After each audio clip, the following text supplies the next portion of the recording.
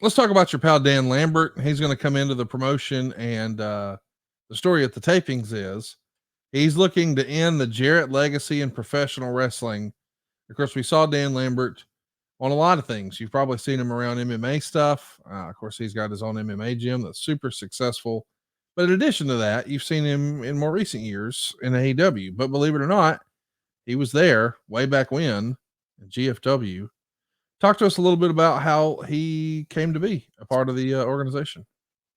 My original connection, and you'll do a better job than I do, but Dan's, I can't say, yeah, one of his passions. I'll just say one of his passions. What I know, two of his passions. One is belt collecting. He is an old school. No, he's a territory guy. He's a territory wrestling fan.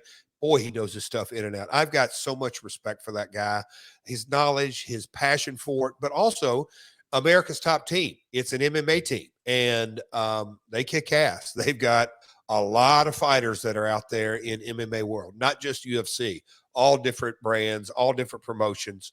But Bobby Lashley is the one who first introduced me. I went down to Florida and met with Dan and everything. But he's just, what a cool guy, what a respectful guy. But when you start having conversations with Dan, I quickly caught on that he's watched more than his fair share of professional wrestling. And not only that, he has the gift of gab. He has a personality. And when I saw him on AEW, I like to sit back and go, yep, I think we're the first ones to put the old man on TV. No, he's super cool. But he's got conviction. And when he turns it on with a promo, with this promo, Conrad, do you know anybody that's any better that has so lack of experience? Yeah, he is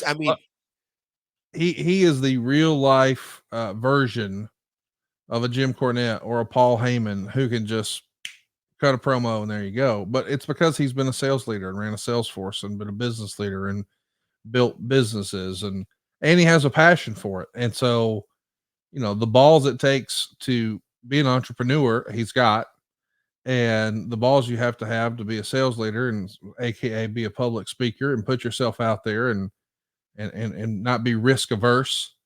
He's got. Yep. So then it's just, hey, let's go have some fun. I get to be passionate about something and have some fun and not have to shuffle papers today and play grab ass with something I grew up. He was fantastic at it and still is. Yes. But anyway, it was cool having him apart. He was so amazing. You know who he brought to a couple of the tapings? I know he brought Masvidal to AEW. He brought Colby Covington as a young up and comer. I remember that. Yeah. Well, he had right after Masvidal won the bad motherfucker belt in the UFC, the BMF belt. He was just hanging out backstage in Jacksonville at an AEW event, and I was like, "Hey, y'all are going to put him on camera, right?" Yeah. I shouldn't be saying all this, but we'll move on.